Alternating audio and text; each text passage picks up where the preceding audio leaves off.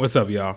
So, I know it's been a minute, but today I want to pop in real quick and just kind of give my thoughts about the Sony FX30 and how do you put out a camera that's already far behind. Now, I understand that some of you all may get like a little ticked about that comment, but like, let's be real here. In 2022, Sony has been kind of doing like a lot of things unimpressively with the new line of cameras, especially when you look at the competition, like some from Nikon with the Z9, the Canon cameras with the R5C, the C70, hell, the Canon R3, the Canon R7. I mean, like just a lot of heavy hitters. And then we also have, like, to me, who seems to be, or it looks like now, right, the king of APS-C cameras, and that's gonna be Fuji. If you look at the FX30 compared to the Fuji Xh2, it's not even close. Now, I understand that 4K is still not even a standard yet, but it's also making sure like that your consumers don't feel so left behind when they look at the competition. It's like, hey, I'm paying around the same amount, or if not, sometimes more than what the competitors are offering, but I'm sticking to you. Why? So for those who don't know, like the Sony FX30 just came out today, right? And it is like essentially the little brother of the Sony FX3. Now, out the gate, the Sony FX3 not even the toughest kill in the block. Like a lot of people out here like been muffing dude around for a long time now. So it's kind of like you coming up as a little brother of the softest kill in the block right now. So you out the gate, you're not looking good. So the FX30, it does up to 4K 120, right? Okay, let's keep that in mind. But $17.98, it shoots up to 4K 120 at a 1.56 times crop on a 1.5 times crop sensor already. Well, I think Sony's 1.6, but nonetheless, it's a crop on top of a crop. And then in 4K 60, there's another crop. Now the crop is only like 1.04, but nonetheless, the camera has a fan in it, right? What? You're telling me this camera can still possibly overheat with the fan on it as well, so you still have to give a crop to something that's already cropped? That doesn't make any sense to me.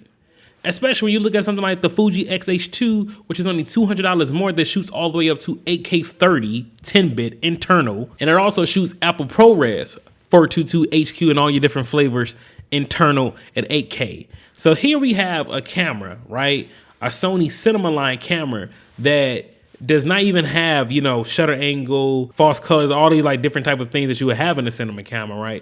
Because the Xh2 is not technically a cinema camera, but the FX30 is.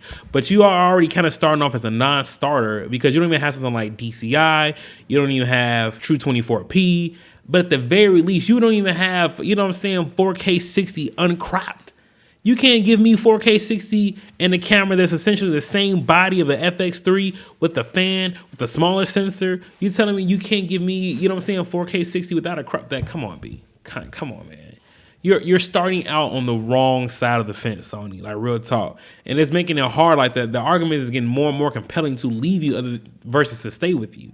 You're consistently kind of like just dropping cameras that are lackluster from the start. They're so underwhelming. Like to me right now, don't get me wrong, I love my A7S III, right? But it should not be this far behind when it just came out 2 years ago, right? When you look at other cameras like the A7S III, it's like, I mean, you know what I'm saying? You used to look good. You know what I mean? And yes, I understand that it's enough. 4K is not even a standard yet. And I understand that you can make that same argument for the FX30, right? 4K isn't technically the standard yet. But the thing is, it's about performance per dollar. And I think that's where Sony is just really missing a ball here on this. Because if I take my dollar, if I take $200 more, I can get so much more camera in a Fuji Xh2. Or I could just, if I really want to just go ahead and go full frame, because it's still not full frame, y'all. If I just want to go full frame, I could probably find me a Sony A7S III for like used for like either $700 more or a Sony A7 IV for like $300 more. And at the very least, then you get more of a 4K 60. You get more 4K 60 in A7 IV than when you are in the FX, the FX30. So what's the point of the fan? Like, what is the point of the fan if the camera can still overheat? Now I know some like, obviously we already know what the positive arguments is for the camera, right?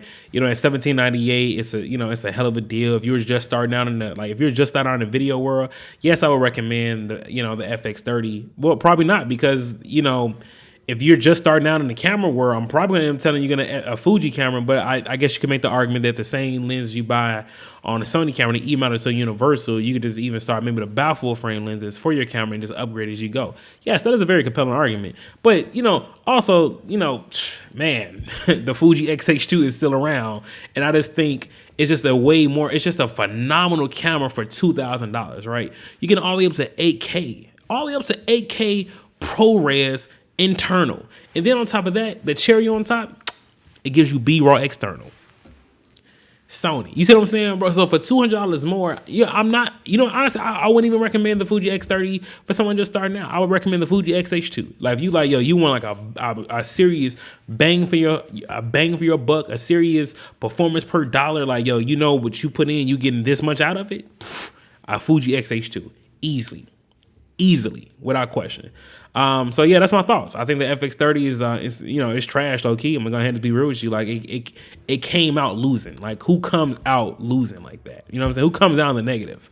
I think it's a trash camera, and I'm very surprised, but also not, because Sony has just been dropping underwhelming cameras for like a few years now, and Canon and other manufacturers are killing them. The whole autofocus low light argument, yeah, like, okay, once we get past that, like, what else? What else you got?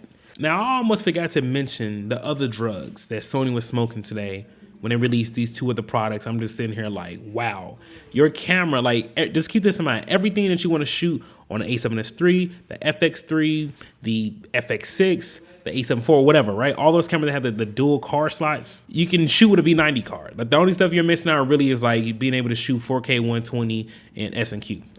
Okay. So you have these cards that are able to read and write at 800 and 700 megabits per second, right? But none of the codecs that you have inside your camera really requires it, because everything you can get away with a V90 card. So at the very least, you would say like, okay, at the very least you would think that they would give you like Apple ProRes, or be able to shoot internally RAW or something where you can actually use these cards to put them to their full capacity. So they bring out two cards. They bring out a Type A 320 gigabytes, and then they bring out a Type A 640 gigabytes. The 320 gigabytes is $648 for one card. The 640 gigabytes is, hold that, $1,250.